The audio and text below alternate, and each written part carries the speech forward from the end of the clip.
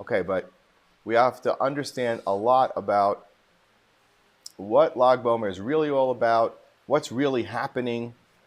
But I want to do that. I want to frame that by going deeply into this week's Parsha, Parsha's Emor, because by understanding the concepts in Emor and a little bit from next week, Bahar, we will appreciate it. We will appreciate what the idea of Lag BaOmer, and particularly about the Tzaddik Shimon Bar Yochai. One thing I will tell you is that it's considered an auspicious day of tefillah for all miracles. One brief story, just to start out. 1923, there was a mother who brought her son for chalaka, for the upsharing nisht, as they call it in Yiddish, or chalaka here in Eretz Yisrael. And suddenly the child, fainted and expired.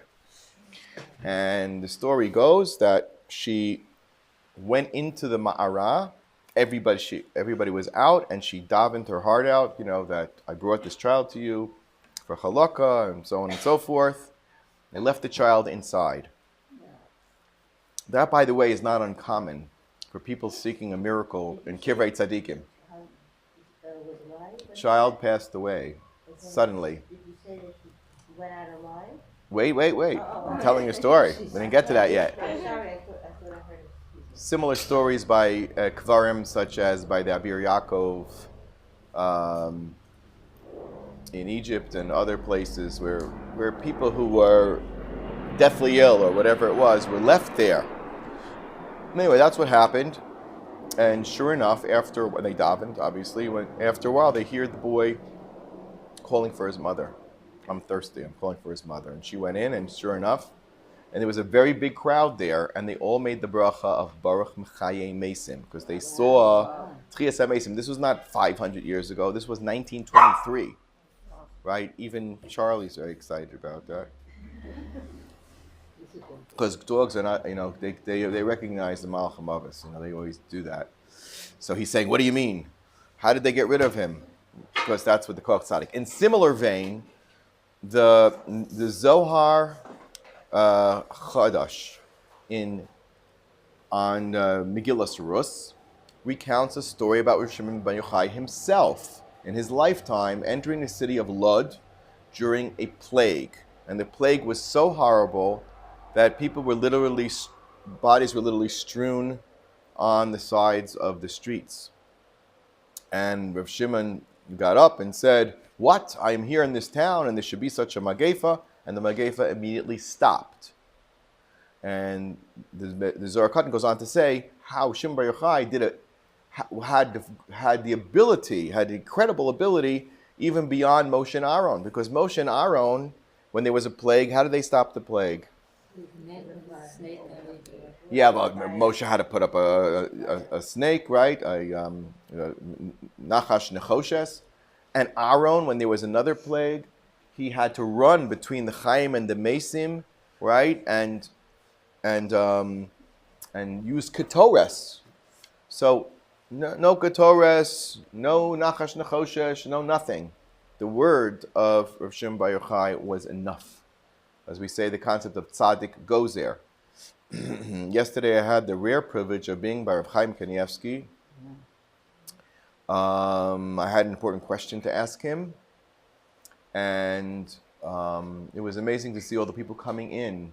Not so much to ask halachic questions or, advice for various other sorts of things, but just to get brachos.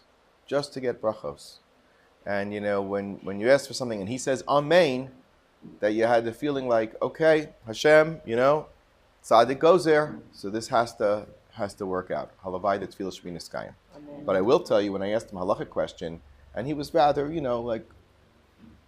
almost like in a resting mode, and people come by and he would say, he sat up, his bright blue eyes opened, his beautiful blue eyes, that elderly man, obviously, and he said with a deep voice, the psak, bivadai. I asked him a shaila, he said, yes, bivadai. And I was like, whoa, a surge of, life and chiyus. So she should have langa gutta yarn. All right, so we're going to get So what is the secret of Shem Yochai that he can ki'ilu, grant life and death? First mystery we need to unlock. Second, in a similar vein, is a story that took place in the more recent era, but it was at the time of Yosef Karo, in other words, in the 15th century, when they went up to Meron to pay their respects. The Ariya Kodesh would go.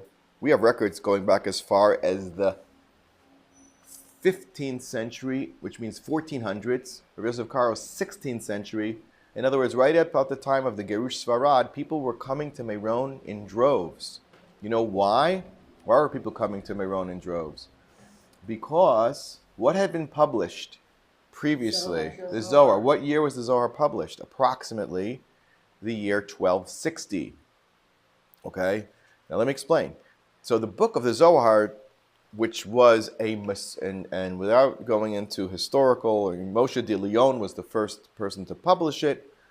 And so what happened all this time? It was the possession of student to master to student. It was Torah Shebal Peh. It was very much like the Mishnah until it was written down by Rabbi Yehuda HaNasi. It was a tradition and quite a lengthy one of the explanations of the system of which Hashem governs the world, the Kabbalah, and we needed the keys, and we're still waiting for a lot of the keys to unlock what the words really mean and how profound the teachings. But the world was already very, very taken with the Zohar, and there was the annual pilgrimage to Meron Lag Baomer already going back probably to the 13th, 14th century, if not throughout all the years.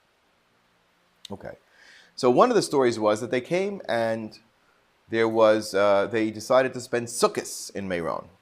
Okay, and every day they did the hakafos with the lulav, and they would go around and say the tefillah. This is Rabbi Yosef Karo, and his chevra. We're not talking stam individuals here, and one day of Sukkos it started to rain, a powerful rain, and they were first upset. Why do you think they were upset? Because it's supposed to rain after. Right, yeah. That's the bracha that we start after. Right. The whole discussion at the beginning of Maseches Tainis is whether you start saying Mashiv Haruach Mir Gashen on the first day of Sukkot or on Shmini Atzeres. And there are opinions that you start on the first day, but the opposite opinion is, how could you ask for it on the first day? It's not asking. It's mazkir. You're referring to it. You're not asking. Asking is v'tein tal u'matar livrach. When you ask for it, please, 10, give me, please. Right? But Mashiv Ruach is talking about Hashem as the Baal Gevura. It's an Ata Gibor Liolam Hashem. Mechayim Mesim Ata Rav Loshia. Again, Tchias Ha Mesim. What happened that time? The rain began to fall mightily, and the Yosef Karo said, well, maybe, we did something wrong. Maybe we stirred up something we shouldn't stir up. And they understood, the Ruach HaKodesh, that no. You see, Rav Yosef Karo had a Magid. You know what a Magid is? In our days, we call a Magid a storyteller. In the context of, he had an actual angel, that would come and learn with him night after night. Who, with Cairo? Yeah, Rav Yosef Karo.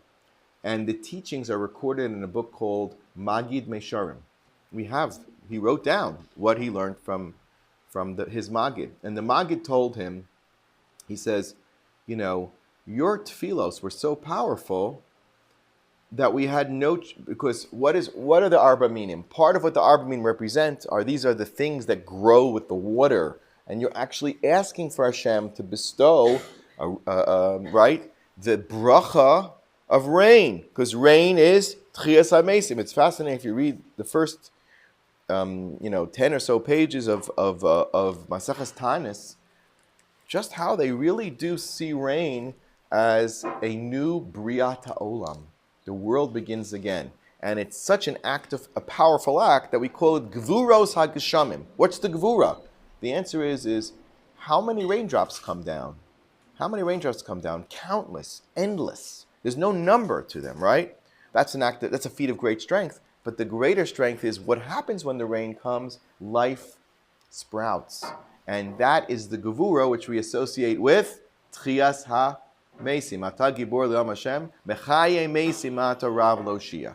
So therefore, I like to call it life force energy. Okay, so what Rabbi Yosef Karo was able to do with his lulav was shake him up in Shemayim. He shook him upstairs, and automatically the rain started to come, because that is the life force energy pouring down. That's the shefa coming down from Hashem. And he said that don't think it wasn't a bracha. It was a bracha. He says, but however, this is very interesting. If you had made one more hakafa, Eretz Yisrael would have been flooded. We know about that. Yeah, and sadly, I'm going to reference here. Yeah, I do want to comment about that, about these terrible tragedy of the flash flood that took 10 Jewish lives. Yeah. Was it 9 girls and a boy? Yes. Well, we have to be very careful what we say in times of tragedy. Very, very careful. We can't ascribe a certain reason to it. But I do say this. Geshamim are gevura. Hashem has enormous power, right? To underestimate the power of the rain was in this case a fatal error. And I think in some way it reflected a lack of respect for the power of Hashem in nature. And we know, as much as Israelis pride themselves on their chutzpah, v'akol yeh beseder, and they're not afraid of anything, not afraid of everyone, but the Ribono Shalom is Ata Gibor Li'om Hashem. And I think even some of the kids were writing to themselves like, this is dangerous. Why are we doing this? Why would you put life b'sikun? And to be flippant about, I don't have fear. No, a little Yirah Shamayim is okay. And maybe we can draw a lesson from there that take precaution.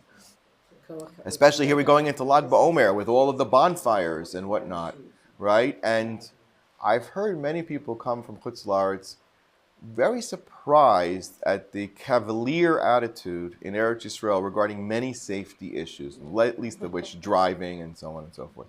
And we're all guilty of it. And it's a culture. And unfortunately, it's in this case was created a tragedy. So I think that's the point we have to take away. Ata Gibor, Sharm is Gevuros. Why are you underestimating the power of Hashem? Did you ever think that you're going to walk down in 1 second, it's going to sweep you away? Yes, that's the koach of Hashem. And we have to respect that. We have to respect and humble ourselves a little bit in front of Hashem. Okay. This period, isn't it also or? Yeah, so the point is that, here's what I want to say from the story. They told the Maggid told Rav Yosef Karo, he says, but if you would have done one more rotation, you'd have caused destruction.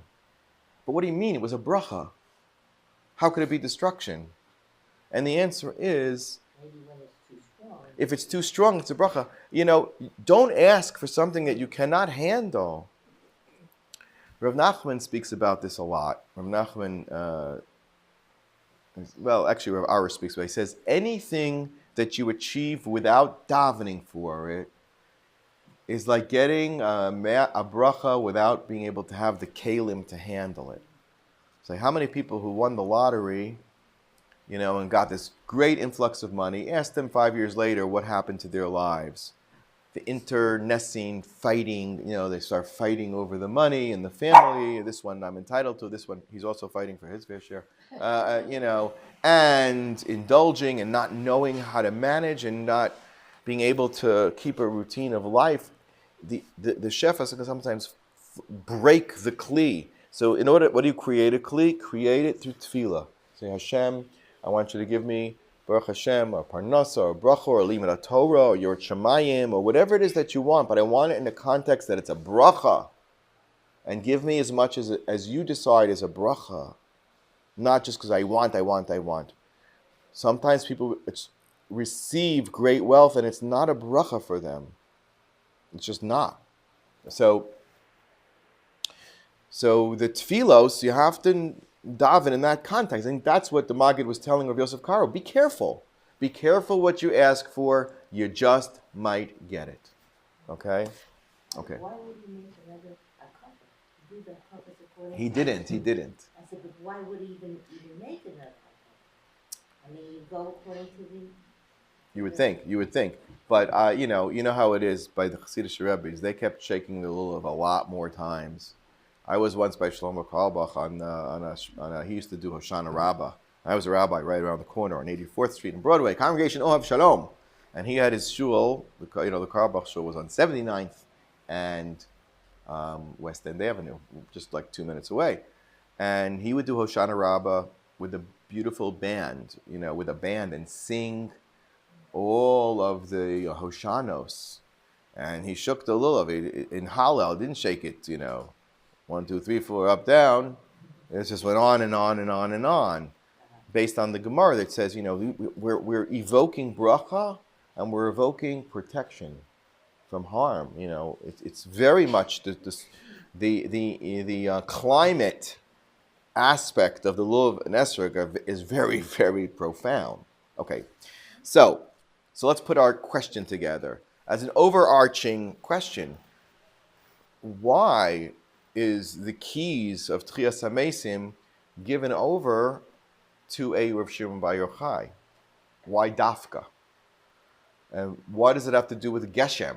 Ata Gibor Yom Hashem, Chayim Mesim Ata. All right, so what's that all about? And furthermore, we find the most famous Gemara about Rav Shimon Bar Yochai is when they came out of the cave. That's Shabbos Daf Lamed Gimel, Lag. It's easy to remember. Right? Just like Lag Baomer, it's Gemara Shabbos, Daf Lamed Gimel. It speaks about he and his son, Elazar, a bear of Shimon, who, according to the sources, was every bit his equal and was buried in the cave, which is remarkable in itself, that they were equal. And they learned, they learned together. Perhaps that's why they were equal. They were chavrusa for all those years hiding in the cave, right? It tells the whole story about how he had to hide from the Romans, etc., etc. What happens when he comes out? You see these people, Yeah, for some- busy with everyday things, and he looks at them, and the fire came on. So what do you see? So Hashem says to him, "You came out to destroy my world." That's right. Chaim from others, and it's- So again, you find here Shimon Bar Yochai on the opposite end, but on the same spectrum, associated with not Chaim, but Maves. In other words, the unsustainability of life due to a tremendous Midas Hadin, a tremendous judgment that's coming down. Now, one of the keys of what we're going to say is, what was the remedy? What cooled the raging fire of the zealousness of Reb Elazar and Reb Shimon? some of Came them. out the other time. But some- Came out right. What did he see? What did he see? Holding two, like we, one for Shema, one for Zocha, and praise. A simple act of honoring the Shabbos. Hold that. Now we're ready to go into Parshas Emor. Somehow, well, what does Shabbos have to do with everything? What are Chazal really telling us? This beautiful minhag to take, the Sephardim really do it very devotedly. I don't know what happened to us, but they walk around in shul with the hadassim and got to go buy your hadassim before Shabbos. And they also honor the Shabbos by making extra brachos and so on. Okay, everything okay? So a simple act of honoring the Shabbos somehow ties in to this whole question of Shimon Bar Yochai, life, death, work versus Shabbos versus what's going on? What's really going on? Okay, so let's take a look. Now I'm going into Parsha mode, okay? What we're doing is we set up all these questions about Lag Baomer. We will answer them, some this week, perhaps some next. But we got to take a look deep into Parshas Emor, the past week's Parsha. All right, you ready? Now, there was a very in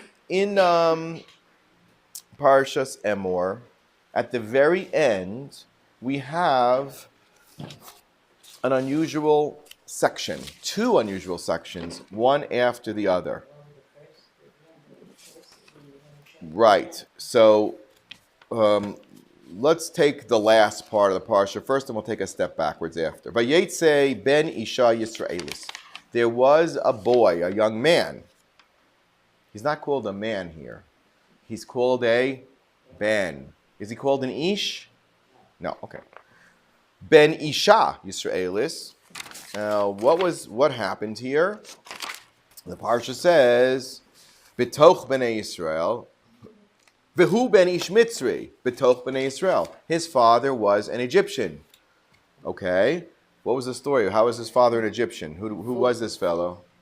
Before the woman stole her husband. And the Torah tells us who this woman was.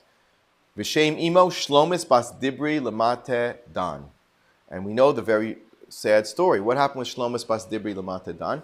She was abused by an Egyptian man who posed as her husband and had relations with her, and then was trying to beat the husband to death.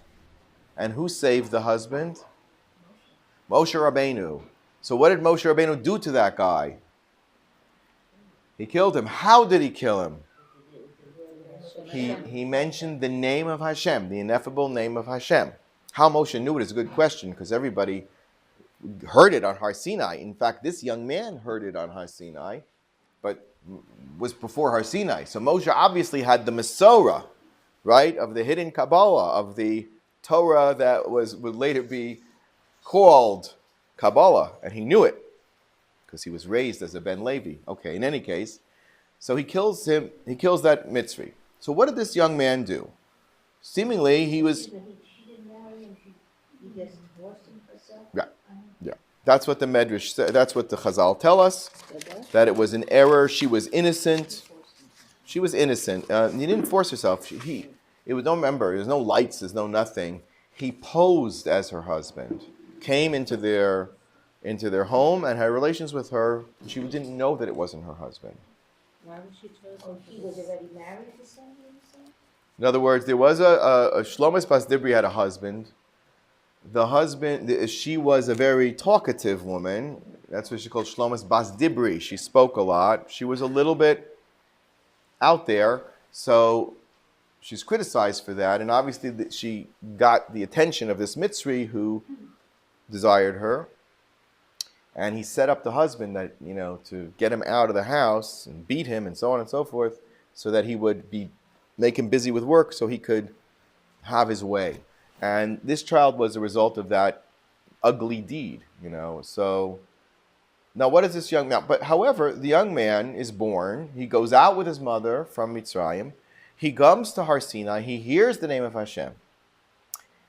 So what happened? So all of a sudden we see in Pasuk Yud Aleph, Yaacov ben Ha'isha Ha'Yisraelis as Hashem. He curses, or literally he pierces the name of Hashem. The same name of Hashem that what? That Moshe Rabbeinu used, ironically, to kill his father. Now, why would he do that? Well, maybe he's associating a little bit or aligning himself or defending in some way his father, or in some way criticizing Moshe Rabbeinu. Because what happened to this kid? We know there's two explanations that Chazal give, Rashi brings them both, as to what happened here. First it says, before he cursed, it says, Vayinotzu ban machaneh. He was part of Klal Yisrael, and he had a fight in the machaneh. Who did he fight with? The Ben HaYisraelis, again, not a Ben, V'ish HaYisraeli, and the man. So now he's always described as a Ben, as a son. But he fought with a man. And what were they fighting about? Doesn't say. And then he goes out and curses Hashem. Vayovi Osel Moshe, V'shem imo Shlomis bas Dibri l'mateh Dan. So, and then of course he's put to death by stoning, which is the most severe of all the penalties, according to Chazal. It means what he did was horrible. So what was the story?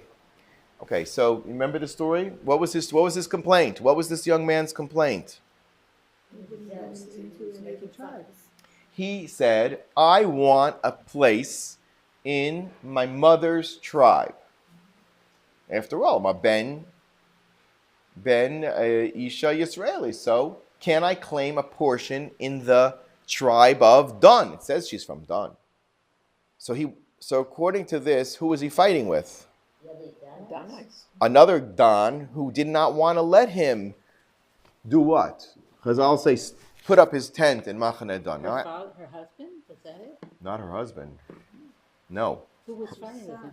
Some other member of the tribe of Dan who was denying this young man what he wanted to do. What did he want? He said, I want to make my tent here in Machane Dan and be considered part of Dan. He says, no, you can't do that.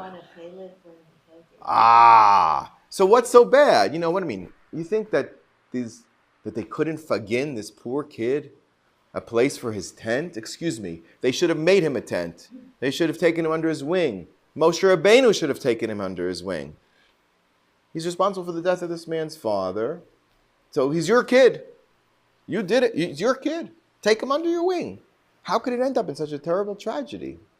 Why weren't they kind to this young man? Why did he feel so badly? Okay.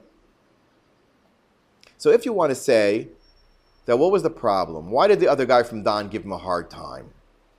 What did he want from this poor kid? Sorry, you know, Bnei Yisrael are gom lechasadim. He was betoch Bnei Yisrael. What do you want from this kid? He was saying, when we get to Eretz Yisrael, I'm going to get a portion of Eretz Yisrael. I'm entitled to a portion of Eretz Yisrael, right? As much as anybody else from Shevet Dan. Is that okay? Yeah. Is that okay? But No, his Yeah, but father his was a mother gun. goes according to the mother. But Yerusha Oh, Yerusha. only. Now, a woman can inherit, like take, for example, Benos Lavchad. They very much got a portion of Eretz Yisrael. So you know what? So why was this kid so bad? What did he do so bad? What was so bad about this? Is he considered a mamzer? Even though she... Yes. Even though, but the problem is, in those days, the status of being Jewish, when that took place, wasn't yet codified in Har Sinai. In other words, there was a little bit of fluidity. So everybody was going to have to go through a process of gerus. So in a sense, they were all not Jewish. You understand? They were all more on the same level. So yes, he did have like a din of a mamzer, even though his later, after the Torah would be given, if that act happened after the Torah was given, what would he be? Jewish. He would be a yid, yeah. Oh, He would be a yid. Okay, anyway, he says that he was misgayer, which is also a little strange, because why is he misgayer? His mother's Jewish. So the answer is that the mother being Jewish, that halacha was only codified when the Torah was given. Up until that point, it was kind of there was an aspect of going after the father, perhaps the father as well as the mother, but it wasn't yet finalized into din. So he did go through conversion, and he did claim at the same time to be, he has a good idea. He says, all of you went through conversion. Every single one of you went through a bris milah and brought a carbon, which is exactly what a ger has to do. So why am I any different than you? Not a bad question, right? When we analyze this, the more we look at it, we say, hey, what's so bad about this kid? Oh, so he wants a portion in Eretz Yisrael? No. And Benos Lavchad didn't? Poor father was killed? and his daughter also was sent away. Yeah, and then she ends up being the mother of two Shvatim, not one, two Shvatim. Ephraim and Menashe. Yeah. She's the mother of Ephraim and Menashe. Okay. So we have to understand what's going on over here. The second medrash about this is even more mystifying.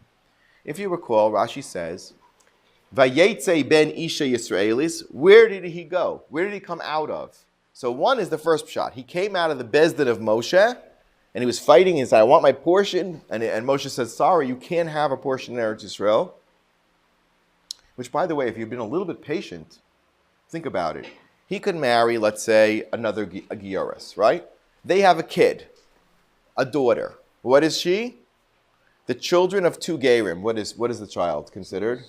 Fully Jewish. Take that girl. She can marry a guy from Shevet Dan, and his grandson is going to have a portion in Eretz Yisrael. Wait a little bit. But he comes out of the Bezdin of Moshe. Says, I didn't get what I wanted. I'm cursing God's name. Hard to understand. The other medrash is, he came from the previous Parsha. The previous Parsha is equally problematic. It tells us two things. One, that Moshe Rabbeinu was commanded to take oil, right, and to see that the menorah was lit every single day, every single night, actually, till morning. And the other thing is he was commanded to bake the breads of the lechem, be responsible. The lechem hapanim should be baked and should be placed on the shulchan, the 12 breads. He objected to that. So the Medrash says a mystifying thing. It says he mocked the previous din of the lechem hapanim. He mocked it. He said, what? Could it be that we are honoring God with 9-day-old bread? If you give somebody 9 day, like at the supermarkets, they'll say they'll sell day-old bread, and there's like a market for that. You go to Far Rockaway, by the way, where we used to live, in the Aguda, every day Zamek's Bakery puts down a huge box of all of yesterday's bread. People come and take. It's very good for the Meshulachim. They always have food. It's unbelievable. Yeah.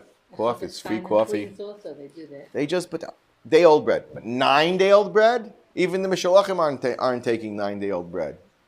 So he said, what kind of business is this? To honor God by putting on lechem that was baked on Friday, right? Placed on the table on Shabbos, and eaten the following Shabbos 9 days later. Okay, so he went out but come on. Everybody knew when they finally took the bread off the table, the lechem hapanim, what was it? It was hot, it was warm. What, this kid didn't know that? The Kohanim all spoke about it. So what is he talking about? And what in the world does it have to do with him and his cursing of Hashem? So it's really, just simple pshat is elusive here. So so this is what we're going to solve today. So let's look at this a little differently. What happened here can be understood by something that was taught by both the Balaturim and the Ohr HaChaim HaKadosh. The Balaturim says something fascinating about the lechem hapanim. He says as follows. Okay, I'll tell you. He says, let me explain to you what the lechem hapanim is all about.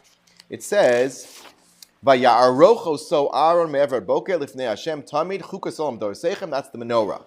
The second thing is v'lakachta solas v'afiso shteim esrei chalos. All right, and you're going to bake it into 12 chalos. Okay, why 12 chalos? So you would think 12 shvatim, right? Says the Balaturim the following. No, it says vaya'aroch oso Aaron, and then it says va'afiso so is belechem hapanim. He says that you have 12 mazalos here. It represents the 12 constellations of the year, each one another month of the year. We do know that the Shvatim are assigned a month. What that means, we need to understand. But for example, what would be the month, what constellation is assigned to our month of Iyar? Do you know? Yeah. Right, Tor, Mazel Shur. So, what does that mean? That means at nighttime, when the sun sets, you will see 6 constellations on the horizon. Okay? The first one you're going to see, Ki'ilu rising, because remember, as the earth rotates, it's turning around and seeing all the 12 mazalos, which are, what the mazalos are, is the 12 sections of space that are visible to earth, to the naked eye, right? So if I'm here in Israel and wherever you are in the world, and sunsets, you're going to see this cluster of stars that looks like an ox and is assigned that mazel rises. 2 hours later comes next month's mazel. What's Iyar? Sivan. You know what the next one is on the astrological chart, on the astronomical chart? Sivan is the Gemini, the twins. 2 hours later. Okay, then you go Sivan, and then you're going to go what? Tammuz. What's Tammuz? Tammuz is Cancer, the crab. So the crab constellation. So what happens is that through the 12 hours of the night, you're going to see 6 constellations. Going to make a complete rotation. Shiur will rise, make a full, and set. When does it set? When the sun comes up. Now, when the sun comes up, another 6 constellations are visible, except one problem. The sun is out. So if the sun wasn't out, we would see the other 12. Now, what happens is in the wintertime, we get to see the other 6. So it comes out that, let's say in Tishrei, you're going to see the scales come up first, right? And then Tishrei, Cheshvan, Kislev, Tevet, Shvat, Adar is going to be the last of the winter, quote-unquote, months, right? Especially in New York. And then the second set of months, beginning with Nisan, is really what you see in the spring and summer. Says the Baal Turim. That's why we have 2 stacks of 6 bread. Because you ask yourself, there's 12 breads, right? Put 12 breads on the table. Do you know the minig of the Arizal is to put 12 little breads on your table? Do you know that? You know how they do it? You take 12 rolls, 12 round challah rolls, and you make a segol, which a segol is 3 dots, right? 3 dots. Maybe Charlie can excuse himself. I'm sorry. We're talking about food, so don't bother. He wants treats. So you take 3 dots, meaning a double challah, a roll on top of a roll. So it's looks like 3 dots. Each one is a stack of 2. On the other side, 3 dots, each one a stack of 2. So you see 2 segols in front of you. That's the meaning of the Ari. And it has to do with the Shemos Hashem and the permutations of the name of Hashem. So you had 12 rolls on the table? 12 rolls on the table. Anybody who does Al Pi Kabbalah will keep 12 rolls on the table. 1, 2, 3, 1, 2, 3. Like an inverted triangle.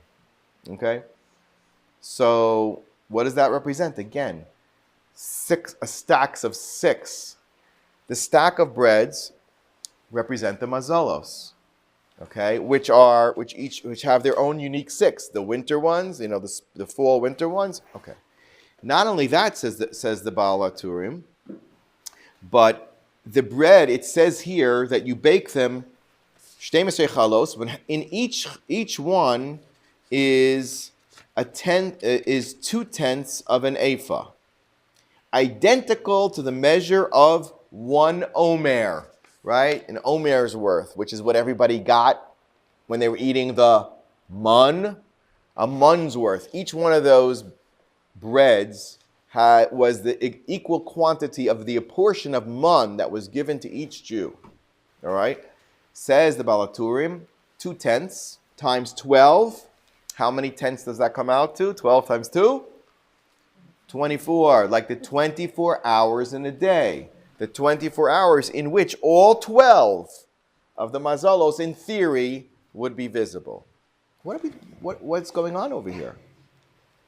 So we know, and the Ramchal tells us, when Hashem wants to pour blessing onto the world, right? Rain, mun, chiyus, chayim, right? Mechayim mesim, to give life to the world, rain, geshem. How does he pour? What conduit brings that blessing down to the world and concretizes in an actual bracha? Where does it go through? Where does it flow through? From hence they get their names. The mazalos. Nozel means liquid. Pours. Hashem ki'ilu pours this spiritual bracha, which is undiscernible, and it concretizes in this world as rain, as trees, as fruit, as whatever you want, right? The mun being the bridge between the material and physical. The mun was the most spiritual food ever eaten by man, right? But it was, in fact, some say that it's akin to the lechem of the malachim. But the shtei halechem, lechem apanim, is the next iteration of this. Why? Because each one has the quantity of an omer. Right? So what is the Shulchan really doing? It's making sure that the bracha is continuously pouring down into the world. Right? But there's another 6. And this, the Abir Yaacov says, He says 6 breads, and what's on the bottom of that? The golden table. They actually, the bottom bread sits on the table. The other ones sit on these separate pipes, right? That are made. He says that's the Sod HaShvi'i, which means that the bracha in the world is associated with the 6 days of the week, the 24 months of the year, which is this goes us to the sabbatical cycle. Everything is connected in the Sod HaSheva. Hashem gives bracha to the world in the construct of Shabbos. Shabbos is Makorban. Hence, what do we eat on Shabbos? 2 lechems. What do we bring at the end of Sfiras Omar and Shavuos? A korban made out of 2 lechems. That was that remind us of the man. The lechem apanim itself was man. Okay? Wow. So what do we see? Hashem has this system of mazalos through which He grants bracha to the world, and it's very cyclical. 6 and 1, 6 and 1. Okay? So the bracha, the makor of the bracha is Shabbos. Now, why is that? Because Hashem gives the world life in the structure of 6 and 7. What do I mean? How many years is the world supposed to last? 6,000 years. This Rabbi Yaacov also says on Parsha's Bahar. They came out with the first English translation of, he's the original Abu Chatzera from Morocco, who died in Egypt in 1880, 1882, 1880. He wrote incredible, he was the greatest prolific scholar of that whole Moroccan Jewry. And they just translated the first one in English. It's called Pituchei Chotam, his Parsha Shavua Shiur. It's basically all Kabbalah. But it's understandable. It's written for the layperson to understand. It's not inaccessible. It's accessible. So he says, look, the Gemara tells us on Sanhedrin, as we said here many times in our Shiur, the world has a limited shelf life. Your life is going to be 6 days plus Shabbos. Once we get to Shabbos, your work is done. Your work is done. There's no need for me to give bracha to your rain. You don't have to work the fields anymore. And that's what he says. He says once we hit the year 6,000, there will be no Shemitah, no nothing, because the fields will not be needed to be worked. So what are we going to eat? The answer is very simple. We're going to have food printed in 3-dimensional printing. I heard they're already making hamburgers. Now there's 4th dimensional? Yeah. Fresh hamburgers. And it's all verbal commands, and it's craziness. But the world is what's that? We don't have to go shopping. We are, because remember, think about the man. On 6 days a week, everybody went out and collected the man. You had to do something to get the man. What about the man for Shabbos? Right, you just got it. So what I mean, you had to do extra work on Friday, but when Shabbos came, you did nothing. The man was just there. That's the analogy. It's just going to be there. But in our generation, which is the Erev Shabbos generation, we got to work extra hard. Maybe that's why it's such a struggle now for so many, especially in Eretz Yisrael and wherever you are. You know, it's at the same time the most abundant era in world history, and at the same time so many struggles with, again, because we have to know how to handle the bracha. We have to know how to handle the bracha. Because today we have something called credit cards. And that's very easy to break the kalim with your credit card, right? You can just overspend. And then you're under the gun. Okay. So what was revealed to us? That the previous Parsha had everything to do with this important basic Torah lesson, which explains why it is at the end of Parshas Emor. For goodness sakes, all the Mefarshim ask, and I should have asked this question at the very beginning, what is this Parsha doing here? Where should it be? I need to know now about the menorah. I need to know now about lighting menorah and about putting on lechem apanim. Where does this belong? In Vayikra? It should be all the way back in Shmos, and it is all the way back in Shmos. And the Ramban tries to say, well, they ran out of oil. So this was the second batch of oil. So the They bought the oil from Egypt? the oil that they originally did for the very opening day now of the Aleph Nisan, which was the day that the Mishkan was. Where did they get these olives? Oh yeah, they had from yeah, from Mitzrayim. Yeah. They brought that with them? So it would seem. The Torah says that they had it, so I'm not. Must be. But what is this doing here? And according to Ar Chaim HaKadosh, he says it's because after we've gone through the cycle of the Moadim, Emor is read on Yontif. What do we learn? What do we read? We read about Sfiras HaOmer. Don't lose the connection between the Omer and the Sfiras HaOmer. Omer is barley, and it transforms itself into Shtei HaLechem, just like the lechem that we take on Shabbos, which reminds us of the Omer, that we got double portion of the Lechem Mishnah. So, cycle of 7 weeks, the cycle of the Moadim of the year, the Ma'arechet. Says the Ar Chaim HaKadosh brilliantly. He says the capstone of Parshas Emor, which is the cycle of the calendar year and all the festivals and so on, is the menorah and the table. The menorah with its 7 branches, and the lechem haponim with its 6 breads, and the 7th being the golden table. It's all the message of Shabbos, which is the essence of all the Moadim, because it's the construction, it's the construct of Sod, what they call Sod HaShvi'i, the model of 6-7, which Hashem, by the way, doesn't rely on our knowledge, but keeps banging us over the head with it non-stop. Hello, you've got 6,000 years, and in a week you got 6 days.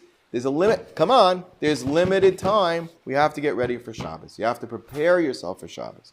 Okay. So based on this, now let's go back to our poor fellow. What did he say? He said, we should bake bread every day. What does that do? Every single day, the melech should have fresh bread. Okay, when else? So are you going to bake bread on Sunday? Yeah. Monday? Yeah. Tuesday? Wednesday, Thursday? Yes. Friday? Yes. What are you going to bake on? What are you going to bake on Shabbos? Well, you got to have fresh bread. You got to get up in the morning and bake fresh bread. Hold on. What happened to Shabbos? What he was really doing was denying the concept of Shabbos, which is the essence of Kedushas Yisrael. And by claiming that his father was entitled to a portion in Eretz Yisrael, what he was really saying is, Goyim are the same as Jews. Just slot us into a shevet, because what is a shevet? It kind of reminds me, Lahavdil of Havdalas. But really what they say, yeah, let's take the state of Israel. We'll make it a state of the citizens, equal between any citizen. So if you're an Arab or this or that, everybody's an Israeli. And everybody has a portion in that country. There's no greater lie than this. Because Eretz Yisrael has a Kedusha. It has the Kedusha Shabbos. It has the Kedusha Shemitah. You can't say that an Arab who doesn't keep Shabbos has a portion in Eretz Yisrael. You cannot say that. By doing so, you're diminishing the name of Hashem, which is the ultimate source of our bracha. So what does it mean he pierced the name of Hashem? He said, no, the Kedusha is not to be accepted. We're going to say that Kodesh and Chol really don't exist. But what is about Hashem's name is so holy that we don't even what? We're not even allowed to pronounce it. So what does he go and do? He's mechalel it. Pronounce it. There's 2 interpretations of what it means to pierce the name. It means to say it as a curse, or to have it written out and to pierce it with a sword. You know? There's a machlokas what he did. Perhaps he did both. But the bottom line is his message was on a deep level, I'm denying this whole thing of Kedusha, Shisha, Shvi'is, of the Man, of everything else. Eretz Yisrael is just equal. I'm a Goy, I'm a Jew. That makes no difference. It's all ours. And the nations of the world truly, truly, truly believe that. And they believe in it as much, if not more, than any truth that they adhere to. Right? That the Jews must divide the land with other people because it's equal. Everybody's equal.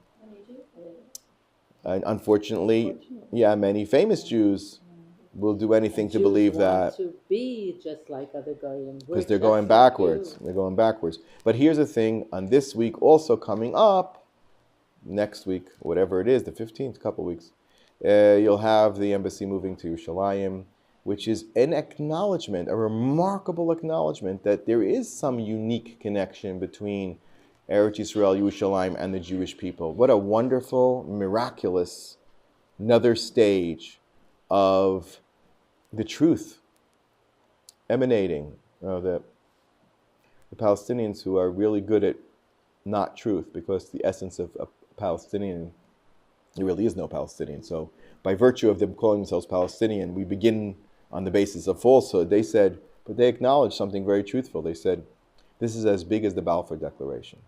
Now think what that means. They said that, not us. What that means is Balfour said that the powers of the Western world, at that time England was preeminent. Now the king marries a common, I don't want to say, their racial bloodlines, their royal bloodlines don't seem to be very important anymore. And I'm so happy about that. Because you have to understand, the House of Windsor is really not the House of Windsor. They are a German family. They call themselves Windsor because it's mishpocha to them. Habsburg. Yeah, they're really Habsburgs. They are really Amalek. It's an Amalek family through and through. And what they did, ironically, was all the years, the hundreds of years, I don't know how many years they've been in power, the Habsburg, these Windsors, but they always did circumcision on their children, quietly and secretly, because they held that they were the inheritors of King David, which is one of the reasons they could never recognize Israel and could never come to Israel, because it would be saying, it would be denying what this young man said, which is, there is no difference. We are King David. We're more King David than your King David. This generation, however, these princes that got married were not circumcised. Charles's children, Diana's children were not circumcised. It's the end. The end. And I think that this next wedding is another nail in the coffin. It proves that their bloodline has been defiled. I'm not getting into any racial thing here. I'm just talking about their own internal yichus, okay, was completely discarded. Completely. And I think there's a lot of English people that are really, really upset about it. And they have every right to be, because their royal crown has been thrown in the dumpster. I think more so because she kind of has black blood in her. Yeah, and she's American. She's American. Think about that. How hideous. She's American. Oh, she's a divorcee. A divorcee also. Oh, she's also a divorcee. Mamish alam eilis. Azah shidduch. So as their Malchus, as we know, as the Malchus of Rome, of the Western world descends, the Malchus of Yerushalayim rises. Isn't it ironic that wedding, I don't know if it took place already or is going to take place, is almost simultaneous with the event of Yerushalayim being declared. Put that together. I think it's a very interesting, to observe what's really going on here. And many other nations being willing to move their capital, starting. Yeah, a number. And Czechoslovakia, which is a European nation moving in, which was a former Soviet nation. Not small things. The last point for today. Moshe killed this boy's father. But right before he killed him, what did Moshe do? He looked around. He killed this boy's father. He killed him. No, I mean, what was the man who was beating up on his Yes. That's the story. The Medrash tells us that he did it because people were starting to figure out what happened here. So he was trying to kill him, basically. But he looked in the future. He looked in the future. Well, so now here's the problem. Somebody asked me this on Shabbos. We were talking about this idea. It says, "Vayifen kol v'cho, vayar ki ein ish." So Moshe killed him. This boy. What about this boy? But he wasn't ish. Well, you know that because you came to our shiur today. He's referred to as a ben. He was vayar ki ein ish. Nothing would amount from this kid because he refused to do what he should have done. Be grateful, that he was at Har Sinai. Be grateful that he was Besoch B'nai Israel. And wait one lousy generation for his children to have a portion of Eretz Israel. No. Had he done that, he would have been a hero like Yisro, like, who knows, B'no Salafchad. He would have come to Moshe, how can I have a portion of Eretz Yisrael? I said, very simple, marry a woman, have a kid, and the kid will have a portion of Eretz Yisrael. No. I want it. I'm claiming it. It's mine. I deny Hamavdil ben Kodesh Shechol. I deny Sod HaShviyah. I deny the essence of Shabbos. That's really what's going on over here. Well, did anyone marry him? Sure. There were many other Geirim. There were many other converts. I mean, he doesn't seem like a very likely prospect, that because his father, who his real father was. That's why there's converts. That's why there's converts. With us. Yeah, they Erevav. They were not. They didn't have tribes. You don't see anybody else complaining. They would get. I'll make a process comment here though that in the community that does a lot of outreach, we know that tzaddikim or tzaddik emes, which is what we're going to talk about next week. We'll go more into Lag Baomer and the concept of the true tzaddik. Okay, there's tzaddik and tzaddik emes. A person who's tzaddik emes is all out for Bnei Israel. He cares about every Jew. He has no personal interest. He wants every Jew to come back and do. Who does that sound like in our previous generation? Every Jew must be reached. Every Jew must be brought back. Yeah. So people like that, Breslov, people who follow those tzaddik emes, they've made a lot of Geirim come out of those groups, attached because of the power of the tzaddik emes. It kind of draws him. He draws people in. In fact, Reb Nachman says it's a power of gravity. He assigns it a physics. He says the great humility of a true tzaddik like Moshe Rabbeinu creates a gravitational pull towards them. It's the great humility that brings people in, whatever that means. So there are plenty of Geirim around. So new. In the first generation, Lubavitch Geirim are not allowed to marry Lubavitch that are born Lubavitch. Did you know that? They're not allowed. Lubavitch Geirim come to 770, they're doing the whole thing, or they're out on shlichus, whatever it is. I don't know if they are not allowed to marry a child of a non-convert family, or a family that was born, of parents that were born Jewish. Wait a generation. They make them wait one generation. So who are they going to marry? They have to marry another convert. And the children of those converts who have been raised their whole life, right? Those children are then accepted in to marry other families. And that's what this boy should have done. But he was a ben and not an ish. He didn't step up to that destiny. And it's my pshat, by the way, because people say that Moshe was referring to beyond this one, not this boy who already was in the world, so to speak, or conceived already, but anybody else. But I think you could also suggest that that's pshat v'yarkei an ish. This is not an ish. If it would be an ish, he would have allowed it. And Moshe knew that Baruch HaKodesh b'nevuah, and therefore, so the bottom line is that we find this great source of life, this great source of shefa, Sod Shabbos, is achieved by attaching yourself to the great tzaddik. Who brought the man? In whose merit did the man fall? The merit of Moshe Rabbeinu. In whose merit did the water come? The merit of Miriam. In whose merit did Ananiah Kavod come? It's a Gemara in Tainus. And the Gemara says, okay, so when Miriam died, Moshe and Aaron brought the water back. And when Aaron died, Moshe brought the clouds and water back. But when Moshe died, the man stopped. And you know what happened on the day of Lag Baomer? It was the first day the man ever fell on the world was Lag Baomer. So that's the linchpin of our Shiur. Understand that the connection between Lag Baomer and the appearance of the man is the idea of attaching yourself to a great tzaddik who will inspire you by virtue of their humility and midos and profound Torah that will stir your soul to tshuva. And every Jew can find their place, and every Jew can have their portion of man. Every Jew who keeps Shabbos will have their lechem mishnah, as it were. So that's my bracha to everybody. We should have a very joyous Lag BaOmer, which is a lot of or. We should have our parnasa and the shidduchim and the health. And don't neglect to daven for anything your heart desires or you really want. And on Lag BaOmer is a day of tremendous, tremendous potential for tefillah. And the Schus of all the tzaddikim, and I encourage everybody to spend some time davening for us and for Klal Yisrael. Okay.